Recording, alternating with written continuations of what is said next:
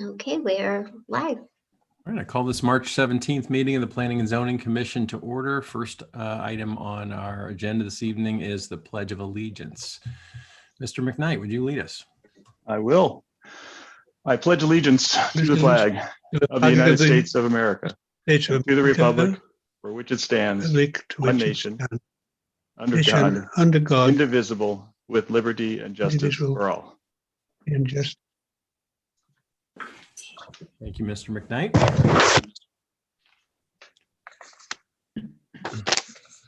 Ms. Lowell, you call the roll. Chairman Sema, Here.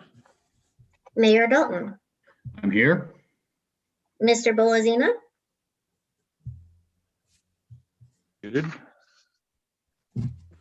he is here. He's here. Mr. McKnight, Here. Miss Mueller, or Miller, Here. sorry, and Mr. White. Yeah, I have Alderman Fauci, Mr. Malin Smith, Miss Munzel, and Dr. O'Mell as absent. We have a quorum. Okay. Mr. Chairman, Yes, Mayor Dalton.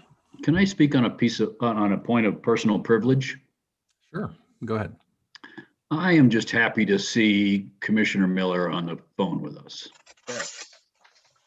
We miss her, and we wish her all the best. She is a very important part of this commission, somebody that I've got great respect for, and I hope she and her family are doing very well.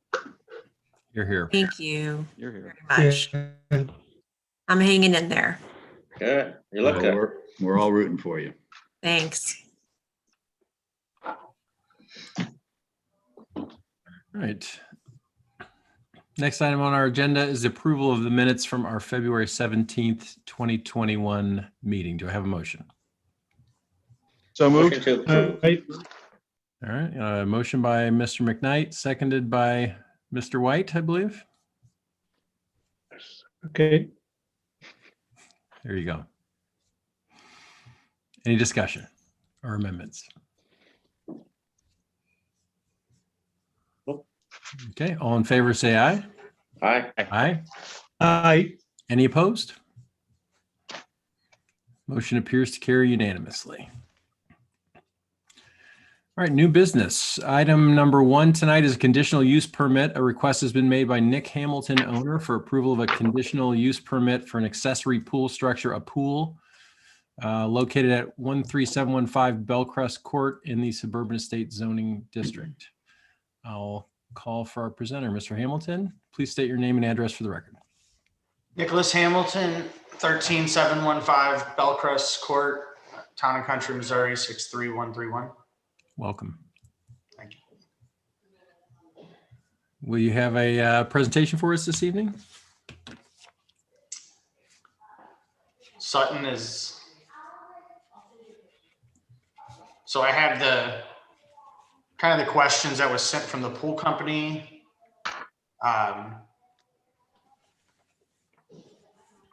First time kind of doing this, so not exactly sure. That's all right. Brian, do you want to talk about the project for just a moment? Yeah, it's an accessory structure pool to be installed. It's over the maximum 1,000 square feet, which is allowed for a permitted pool. It's 1,418 square feet, so it requires a conditional use. They've got trustees sign off. It's a large lot, 2 acres, 82% green space. They've submitted a landscape plan with the pool. Yeah, that's kind of the main aspect of it, but it requires a conditional use just because of its square footage, its size. Yes. Have any questions or comments by the commission? Mr. McKnight. I just had a couple of questions. First of all, a comment. I went by the other day and it looks like it tucks in nicely behind the house, so I don't really see an objection there. Will it be a wall around the outside? Because I guess I'm trying to figure out how you're going to contain this thing. Is it going to be a concrete wall that's going to be dressed up a little bit, or how's it going to contain? So there will be a, I think on the plans it shows to where there will be a retaining wall to make the backyard completely flat. that comes up on the, if you're looking at the house, the left side, which is all completely behind the house still, Mhm. and then kind of goes back tucks into the garage. And behind what material would that be? Would that be like a concrete block, or will it be, I mean, what's Yes. going to be okay. So it's going to be like the decorative block area, or is it going to be, I'm trying to figure out what the wall is going to be composed of. It would be a concrete block, I believe it's the same block that the front of the house has in the driveway. I believe it's the same exact block that would be on that side as well. So it's that decorative block, Yes. Landscaping block. Okay. Yes. The other question I had for you is there's two pieces I just wanted to make sure I understood. In the drawing, you have off to the side of the house in one of your drawings, and I need to find real quick where it is. It has, your pool equipment is alongside your driveway? Is that where that is? Is that what that is over there? When I look at your garage, I see off to the top of the garage in the one drawing that you have here. It looks like, I guess that's your pool equipment. I was trying to think whether that was some type of kitchen or some type of outdoor kitchen now, but it looks like it's your pumps. It's for the your pumps pool. to the pool, the heater to the pool. Okay, Yes. that makes sense. So that's there. And then the red section in the drawing itself, you have a red extension that comes off into a dotted red area that's not labeled. It has a line to it, but it's not labeled. Is that where you'll be dumping things, or is that where the water will pour out of your pumps when you do backfills and things like backflows and things like that? Hold on. In the actual blueprint, coming off the far back of the house is a red line. It looks like outlined with a dotted outline around a box, a rectangle there. Sutton, you're muted. I think this is her first Zoom. Hit unmute on your phone. Thank you very much for that help. I appreciate it. It Okay. is my fun, so I'm sorry. So that dotted area is part of the storm management. That is going to be a large box drain. That is not, there's nothing in his system where we have backwashing to do with this pool.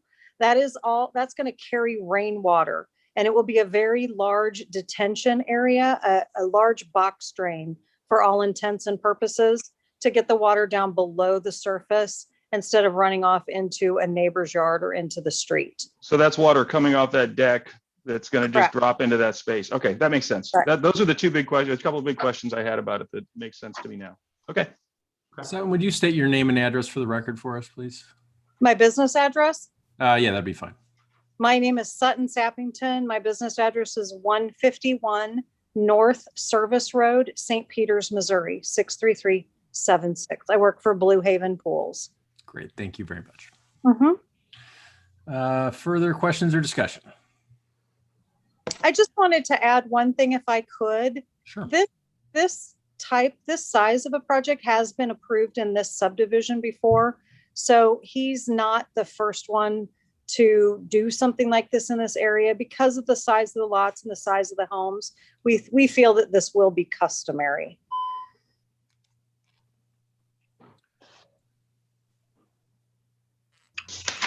Any additional questions? Mr. White. Following on Mr. McKnight's comment, how high is the wall going to be above ground level?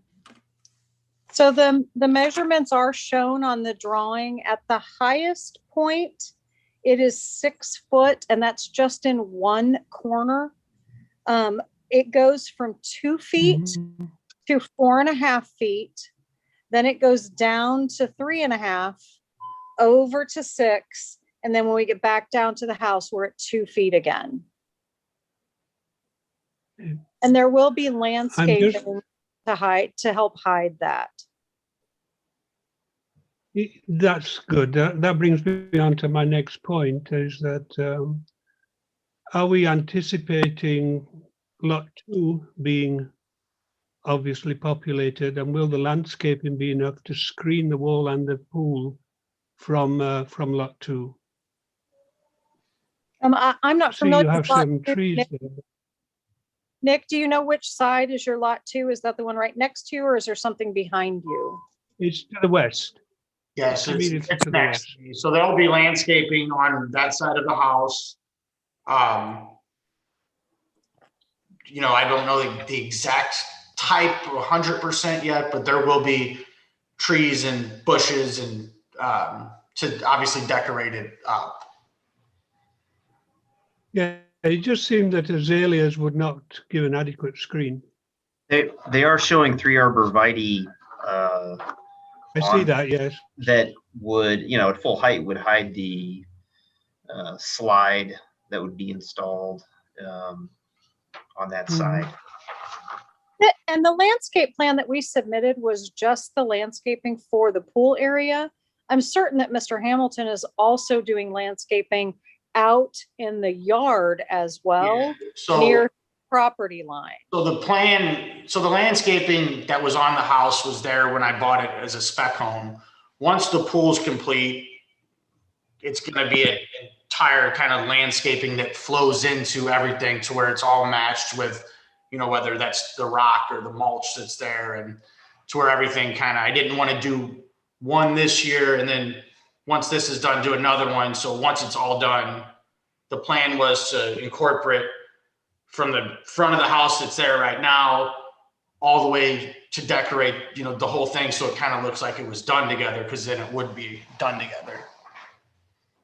Okay, thank you. Further discussion? Do I have Mr. McKnight? You're muted. Mr. Chairman, I move to approve agenda item 1, conditional use permit for 13715 Bellcrest with conditions A through F attached. Okay, before I ask for a second, Ms. Lowell, have we had any public comments that we've received on this item? No, we've not received any public comments or anybody that wanted to sign up and speak on this matter. Thank you. All right, I've got a motion. Do I have a second? You do, Mr. Chairman. Seconded by Mayor Dalton. Further discussion? Mr. Bolzino? And I'm not sure about exactly what the scope of this is. It's a swimming pool and we're dealing with the size, but I think it will be important, probably from Mason Road and from the neighbors, to make sure that the portion of the wall that is sticking out of the ground is something other than a poured concrete wall, painted or unpainted, which is why we have the restriction in the swimming pool ordinance that, you know, the pool itself can't stick out of the ground. And for the same reasons that we probably wouldn't want this wall around the pool to be sticking out of the ground and just look like a concrete foundation. So I don't know if, you know, the homeowner would, if the intention is there already, would a condition of this permit that included language about this decorative wall finish, would that be any objection? Can I clarify?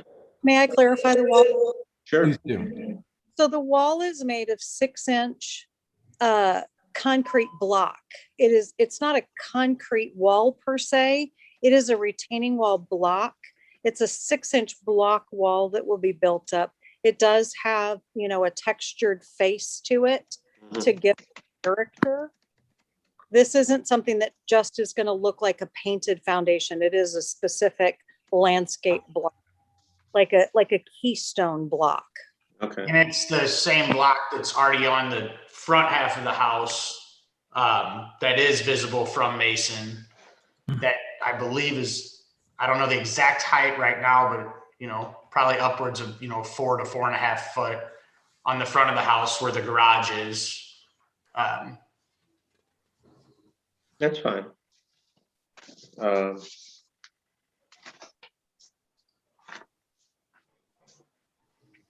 I mean, I don't need to add a condition if that's the intent of what we're going to do here today. Thank Further discussion? Ms. Lowell, will you call the roll? Ms. Miller, Aye. Mayor Dalton, Vote aye. Mr. Bolazina, Yes, Chairman Sema, Aye. Mr. White, Aye. Mr. McKnight. Yes. The motion carries unanimously. Mr. Hamilton, thank you. I'm disappointed that I never thought to wear my master's shirt as a St. Patrick's Day shirt. You've inspired me to do that next year. So Thank you, and I appreciate that. you're welcome to stay for the rest, or you can drop off at any time. We understand. Thank you. Okay, Thank you very much. appreciate it. Thank you. All right, agenda item number 2 tonight, a conditional use permit. A request has been made by Rob Rehnquist of Rehnquist Design and Build on behalf of Thomas and Jennifer Hogan, owners, for approval of a conditional use permit for an accessory structure, a garage pool house located at 13659 Mason Heights Road in the Suburban Estate Zoning District. Mr. Rehnquist, it's been a little while since we've seen you. Welcome back. Please state your name and address for the record. You're muted, Rob. You're muted, Rob.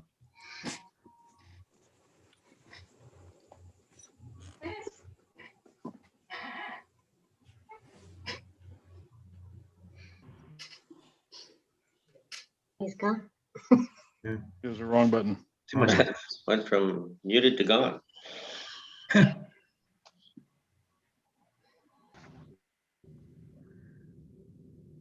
There. Oh, video's back. Still muted though. Technologies. It's Turning his camera off and not his mic off. wonderful when it works. Stick to building houses, Rob. Okay, I got There it. it is. There we go. Sorry about that. All right. Okay, Rob Rehnquist, 23 Overbrook, 63124. And what we have is a new garage and pool house for Tom and Jen Hogan. Their site is 2.5 acres. So it's a substantial site, and including with the added area of the pool house garage, it brings the floor area percentage to 7.4%, which 13% is allowable. So you can see that it has very little impact to the site with the size of it. The garage and pool house combined is like 776 square feet. And I know 300 square feet is the maximum. The total footprint is about 1,300 square feet. The visibility of the garage and pool house will be extremely limited from any side viewing into the back of the property. From Mason Road, you can see there's pictures. There's mature Norway spruces along through there that block the view of the back of the property. The rear of the property backs to a hillside, and this pool house garage area will be nestled into that hillside to the north of the property. And then on the east side, there's existing landscape that's along through there that buffers the other side from the neighbors. Plus also with a large lot situation like this, there's an immense amount of separation between the homes. So you have separation that goes with that also. And then from the front of the house, the existing garages will completely block out the new garage and pool house. The pool's existing there, and so it's going to be nestled kind of in between those areas right through there. I'm familiar with the site. I designed and built it, I don't know, 3 or 4 years ago, something like that. And I developed the subdivision, so we're familiar with everything that's going on right through there. That's pretty much it.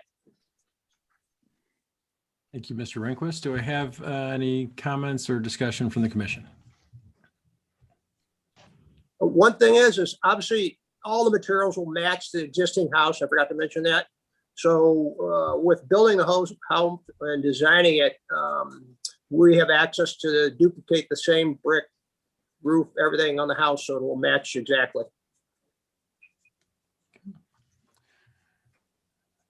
Mr. White.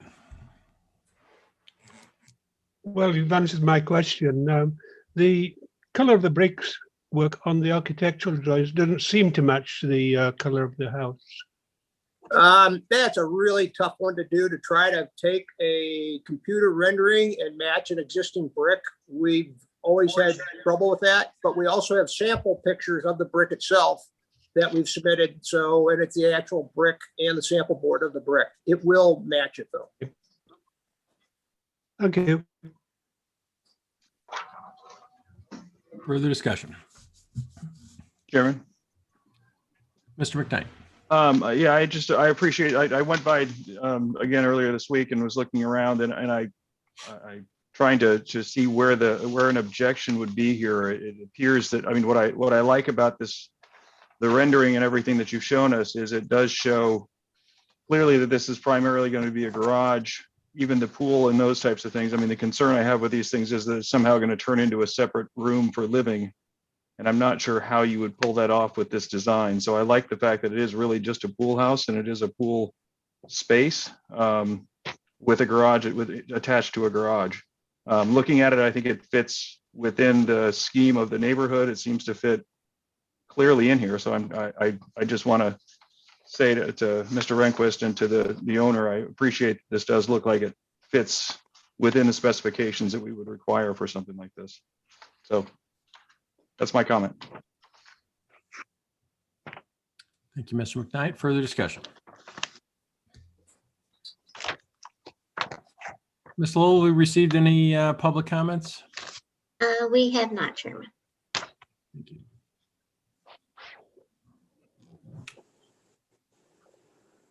Do I have a motion to recommend approval of the conditional use permit to the Board of Aldermen? So moved. Okay, motion by Dr. O'Mell. Do I have a second? Will, you're muted. Second. Conditions A through F, please. I'll second. All right, seconded by Mr. White. That's with conditions A through F. All right, further discussion. Chairman, I'm sorry. The motion was to approve with conditions A through F, correct? Is that correct, Dr. O'Mell? Yes. Thank you.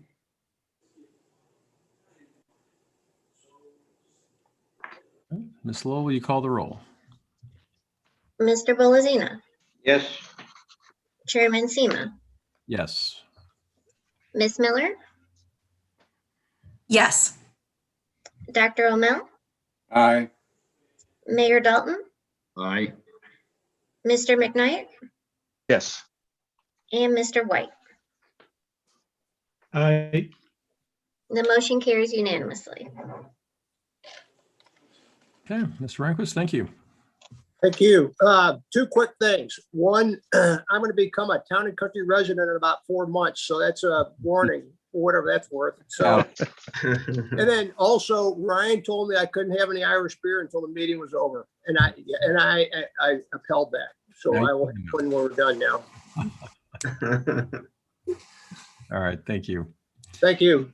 Next item, old business, item number 1, a preliminary site development plan. A request has been made by Matt Bruckle of Total Access Urgent Care applicant for approval of a preliminary site development plan for a medical clinic at 12151 Clayton Road in the campus office CO's zoning district, developed under the service revitalization zoning regulations. And this is continued from our February 17th, 2021 meeting.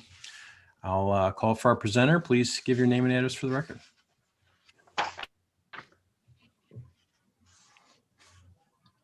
This is John Shabaum with BFA, 103 Elm Street, Washington, Missouri, 63090. Welcome, Mr. Shabaum. Thank you.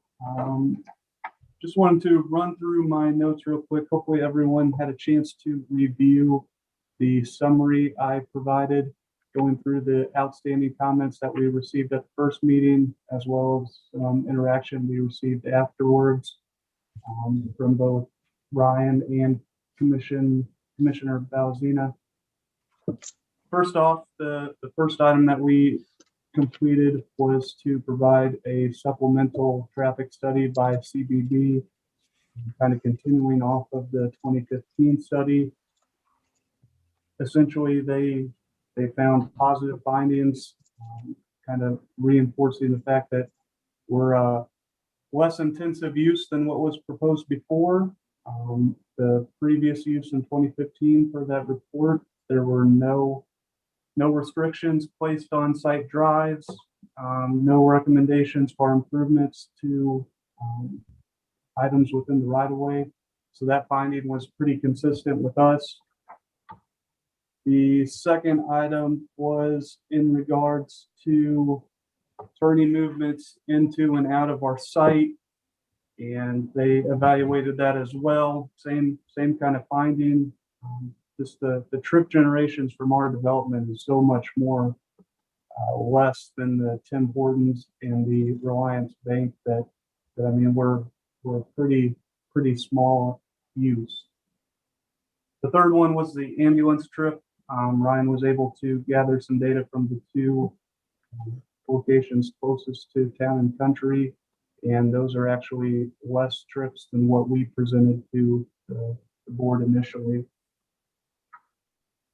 Number 4 was lighting around the building. Hopefully those images kind of paint the picture, and everyone had a chance to review those to show what we're talking about when we're showing those lights underneath the canopies. They're not meant to light up the whole entire area. They're more as an accent and to improve the facade of the site and provide more of a benefit than light spillage. And hopefully that was reiterated with some of the documents I sent over. And finally, the screen fence, the request was just to provide a detail, and we recently have installed a screen fence on another property, so I included an image of that to show you something similar to what we would be installing at this location. Keep it pretty short for you guys. If you have any more specific questions, or if there's any of these items you want me to go deeper into, I'm available.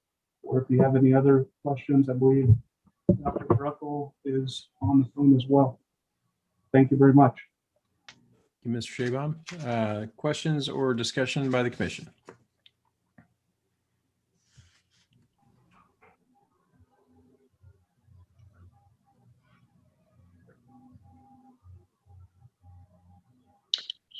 Is anyone else going to speak, or is that the entire presentation? That should be the entire presentation, unless you have anything specific, or Dr. Buffalo wants to jump in and say anything, but I think we're good on our end. Okay. All right, then I guess I'll start it off. Go ahead, Mr. Bolger.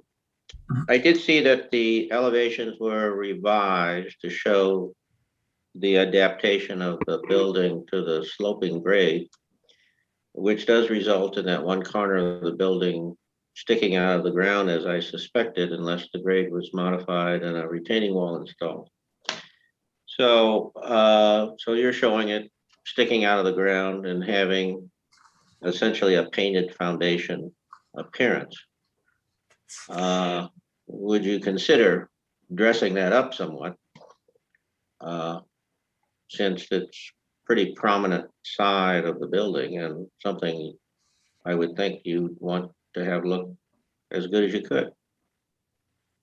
We received approval on our elevations already. I don't know, I wasn't part of that conversation at ARB, but I think we've got support from ARB on the building. Well, the information that we received in our work session is that perhaps the ARB did not have the benefit of the revised elevations that show the exposed foundation wall at that corner.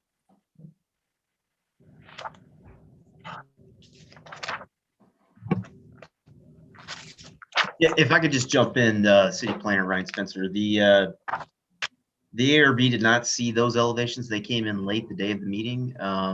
And it was a recommendation from ARB. Ultimately, the Board of Aldermen are the body responsible for approving the architecture.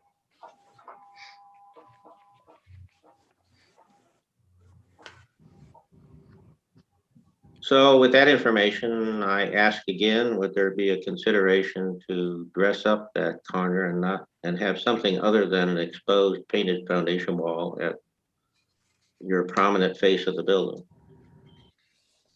Yeah, this is Dr. Bruckle. We gladly will consider that, and you know, I'd love to hear all the comments and questions, and maybe we could respond at the end.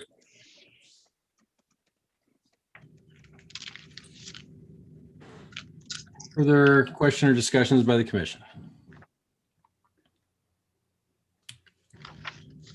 Chairman. Go ahead, Mayor Dalton. Thank you. I think there's, we're down to just a few items. And I'd like to, I'm directing my question to you naturally, but I would like to hear what Commissioner Bolazina has in mind for specifics, because I heard from the applicant that they are willing to consider that, and I want to incorporate that. I'm never comfortable with consideration. I'm comfortable with details. And so I'd like at a subsequent point, Chairman Bolazina to express what he would think is most appropriate for that foundation wall. Number two, I would like to hear what we have concluded is the best approach, the best resolution of the sidewalk / trail structure. And I'd like some detail around that, and perhaps Mr. Spencer can give us that. Number three, I would like to hear from Mr. Spencer or Mr. Sluice to comment on the public art component of this, and making sure that this, I know we're going to proceed by agreement, but I need to be confirmed that the landlord has been part of this discussion, and that preserved space is committed to by the landlord.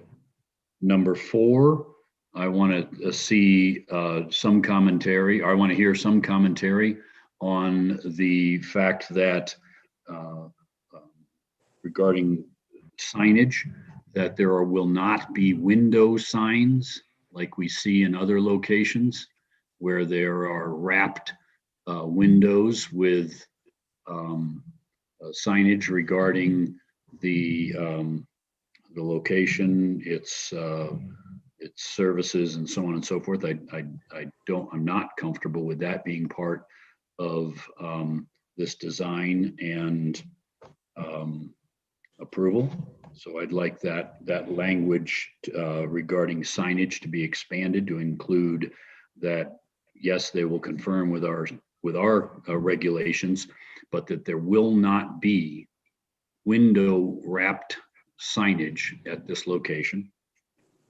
And I believe, and then I'd like to hear from Mr. Spencer regarding the limitations on left turn and other traffic access.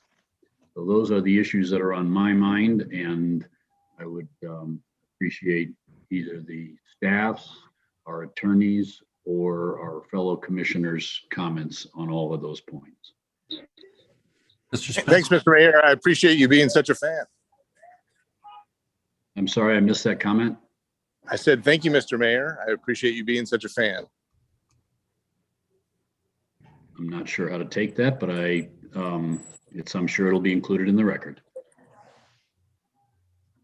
Mr. Chairman. Mr. Spencer. Since my name was invoked several times, I'd like to just jump I hope off. you were taking notes. Yeah, I took notes. So with respect to the roadway improvements, Mayor Dalton, the staff met with St. Louis County yesterday. St. Louis County will be on point with improvements at this intersection. They will require that a sidewalk be installed along Dallas Road and a curb ramp to the island as part of a development, and that an escrow of monies will be made for future potential future sidewalk on Clayton and signalization improvements. And then the county will follow up probably at the end of 2022, early 2023, with pedestrian access on the other three sides. So we'll solve a long-term pedestrian need at that intersection. Mr. Spencer, Mr. Spencer, and I, Chairman, I, with all due respect, can I inquire of him? Please. What's the width on that sidewalk and the materials? It's a 5-foot concrete sidewalk, sir. Thank you. With respect to public art, it's been in the conditions since last month. In terms of art, there's going to be a You guys mind if we handle one issue at a time? Mr. Chairman. Sure. Dr. Ruckel would like to speak. Yeah, so we are agreeable to installing a sidewalk on ballast. We think it's a hardship and an unnecessary burden for us to put $50,000 in escrow for future improvements. And we also should not have to bear the entire burden of access roadway improvements when we're improving the site. MoDOT should and county highway department or whoever the road service here should absolutely assist us if we're upgrading the corner. Mr. Spencer, do you have a reply to that? Is that coming from county? The county and the city stand side by side in with respect to the improvements that are going to be required. Okay, we're not agreeable to that. Item 2. Well, let's be clear though. That's a condition. Now, whether you reject it, Doctor, is your decision. Thank you. I appreciate that. But I'm not done speaking. But it is a condition of this approval. Great, So, no problem. So let's move on. Doctor. Number 2. Sorry, Chairman. Mayor Dalton, go ahead. I read the proposed conditions. I'm assuming that Mr. Spencer's details are included in those so that we can, when this is voted upon, it includes not only the language that's on the list in front of us, but that it has the details that Mr. Spencer was providing. Okay, we will not be agreeing to a $50,000 escrow for future improvements.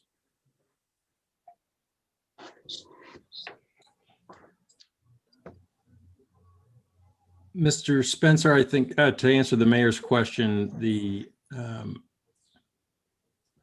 believe it's Condition H. Condition H does not have the detail that you just gave us. What it's Correct.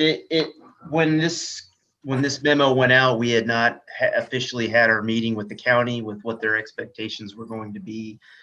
So those details were not included at that time. I just had a general condition that roadway improvement sidewalks to be installed per St. Louis County and Town and Country requirements. We can certainly update that. Chairman. Mayor Dalton. So in all fairness to the applicant, that's my intent here, is to be very clear, because that's an accurate statement in condition H, but the details are important to applicants that are coming forward and saying, what are those requirements? And I just want to be perfectly clear that from my perspective, and I suspect other members of this commission, that those details are will be included, and it's only fair to the applicant to let them know what our requirements and St. Louis County requirements are in advance. And I'm getting an impression from the applicant that they may have some concerns over that, which is exactly why I'm raising it. We do not want in this process any surprises. And so I don't want to waste their time or ours or invest any additional resources in this. And if there are things that are objectionable, that's fine. That's a business decision on behalf of the applicant. But we We want have to, not received this information in advance, and there have been many surprises. That's not true. okay, It is true. Chairman, can you When did please, we get Chairman, informed that you were? please get some order? Yeah. Because I had the floor. Go ahead, Mayor Dalton. And you know, I will commit to not interrupting the applicant if he would make the same commitment to members of this commission. So the reason that we are having this discussion and the reason we are putting forth these details is for them to be fully informed when they can, when this matter is voted upon, and then they can make a business decision going forward. But I don't think it's fair to the applicant or anybody involved in this process to not address those details openly, honestly, and upfront. Thank you. Great. May I speak? Dr. Brucko, go ahead. Brian, when were we informed that you or we're going to require a $50,000 escrow? Yesterday. Yesterday, that's correct. So that's not advance, and that is a surprise. I had a 15-minute phone call with your engineer regarding the meeting that I had that morning, staff had with St. Louis County, and I related to him as soon as I possibly could. So yesterday morning, that's still a surprise, and it's not in advance. All right, Dr. Ruckel, I understand that you're upset by that. I would point out that, you know, the Planning and Zoning Commission is the first step in the process. Ultimately, this will have to be voted on by the Board of Aldermen. So it's at least but if you guys are going to vote on that today, then I will respectfully withdraw my application. That's certainly your right to do. Yes, understood. And no signage on the windows when signage is allowed on the windows per code?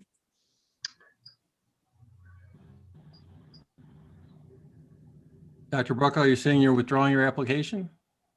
I mean, it doesn't sound like things are going well here. So if we're not going to be allowed signage on the windows and you're going to require us to put all of the sidewalks in and change all of the roadway improvements and put an additional 50,000 in escrow for somebody's benefit for some future project, and you're going to require public art on my property, and then I'm going to withdraw my application.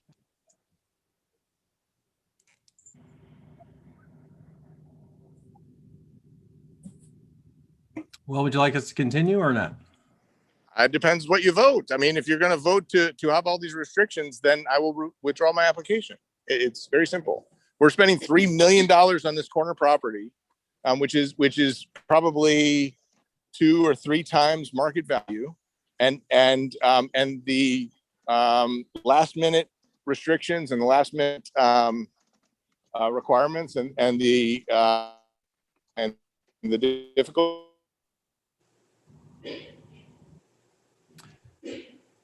Dr. Brucko, I think we've lost your audio. Here, can you hear me? Oh, we are. You're back now. So, I mean, it's been very difficult. There's been many last minute surprises, as you said, should not happen. There have been you know, many expenses. We're now being told that the mayor does not believe that we should have any access to window signage, which we're allowed to by code, and we have to put $50,000 in escrow and for some future person's benefit. I don't understand. Like it's never made sense to me. Mr. McKnight?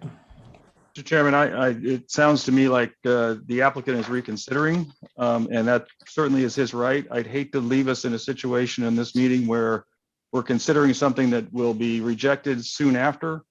I make a motion that we move this agenda item off another month for consideration. So that the applicant has had time to consume. Well, thanks for your time. I appreciate everyone's help. Mr. Sluice, is there anything we need to do at this point? No, I think from the applicant saying as this is right. Okay. Well, I mean, Brian, does anything official or something in writing? What do you usually anticipate? We typically receive something in writing or email. Correct. All right. My opinion is that we should proceed to do whatever we're going to do, and then the applicant can take whatever steps they choose to after the meeting. Chairman. Mayor Dalton? I would ordinarily agree with Commissioner Bolazina. However, we have just had a verbal withdrawal of an application, so there's really nothing to act upon. Mr. Sluice, can you, I'm sorry, Chairman, would you seek opinion from legal counsel? Mr. Sluice? Yeah, I mean, I would agree because I think the applicant said he was withdrawing it. And so, yeah, there isn't really anything before us. I think anything we, if it's the commission's pleasure, you certainly could vote, but the application's gone. Obviously, I can't recall another time where it's been orally withdrawn during a meeting as opposed to withdrawn, prior to the meeting starting. And obviously that is done in writing because they're not in front of us. But, I don't, there's nothing in our rules that would stop someone withdrawing it, orally in the during the meeting. Mr. Bolazino? Yeah, I just am reluctant to leave this meeting in any ambiguity. First, we heard that if this body does certain things, then he would withdraw. And then later on, it sounded like a carte blanche withdrawal just based on statements made by a few of these commissioners and without knowing what kind of vote would happen. So I guess I need a more unambiguous statement that says we're done here. Mr. Sluice?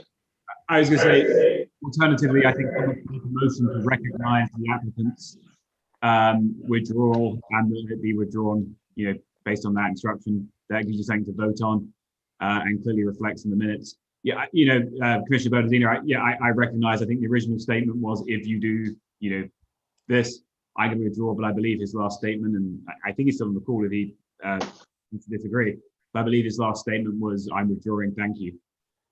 Which I think is right. Okay. I'll go with that. But like I said, if someone wants to make a motion just to recognize and accept the withdrawal, second it, and then there's something on the, there's a vote that clarifies it for future reference and discussion. Mr. McKnight? Mr. Chairman, I move to recognize the applicant's desire to withdraw their application at this time, knowing that they could reapply sometime in the future. That is their right. Do I have a second?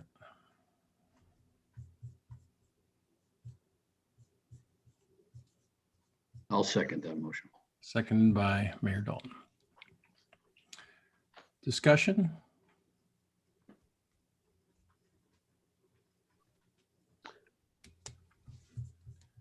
Mr. White?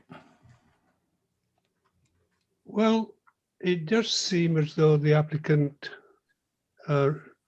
rushed to a withdrawal on matters which we hadn't discussed. And it just seems a shame to me that here we have a facility which, on the face of it, might have been of benefit to the city. I agree that this applicant has shown, both in last meeting and this meeting, to be very uncompromising. I think we've all tried to accommodate his wishes within the context of also meeting town and country's city requirements. It's unfortunate that the attitude of the applicant has not been positive. It's been quite negative, in fact. But I'm trying to find a way in which, if this applicant is going to reapply, then he does know what conditions we think we're going to put in there. And we've had an individual suggestions, which quite frankly I also support, but we haven't agreed upon them as a committee. And if we're going to avoid, quote, last minute additions prior to another meeting, if there ever is another meeting, is there a way in which we can come together as a body and update the proposed conditions and present these ahead of time for consideration for a new possible new application?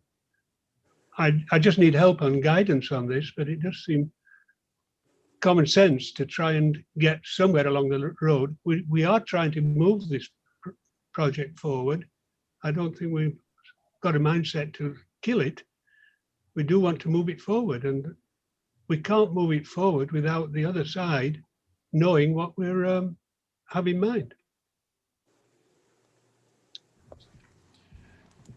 Mr. Sluice?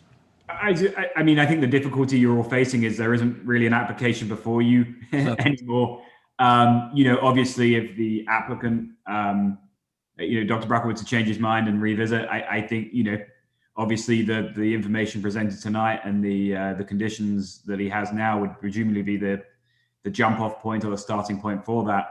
But the problem is if, you'd be kind of making recommendations and suggestions in the dark at this point, because there really isn't, there isn't anything before you anymore. It's been withdrawn. I think also that, staff's aware of the discussion we had during the work session. So, I mean, some of the other issues that would have been brought forward, I think they're aware of and would be able to use that as in a discussion with the applicant. Dr. O'Mell? I suppose that the county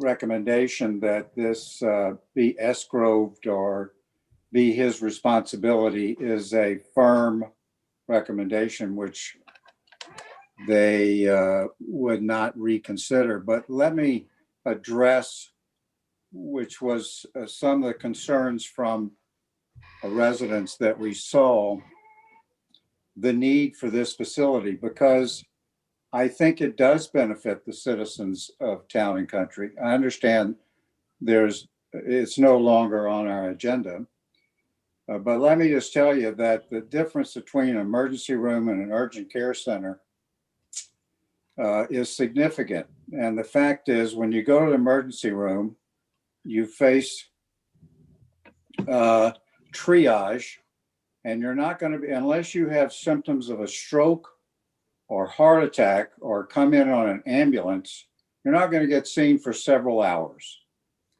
And the bill is going to be a shock. In an urgent care center, you're seen almost immediately.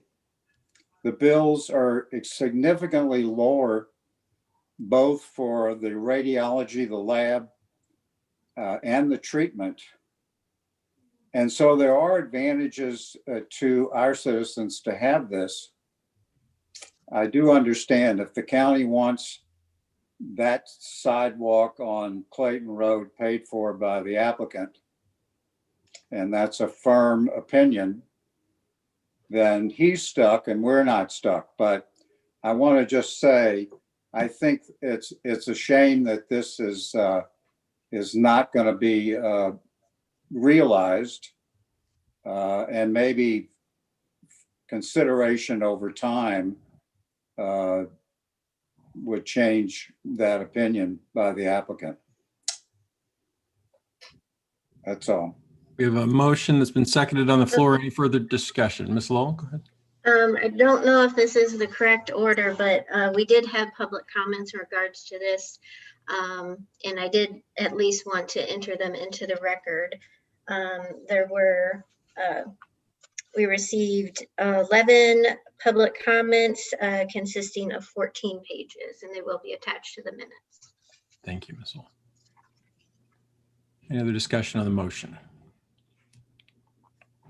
Ms. Lowell, we call the roll? Mr. McKnight. You're muted.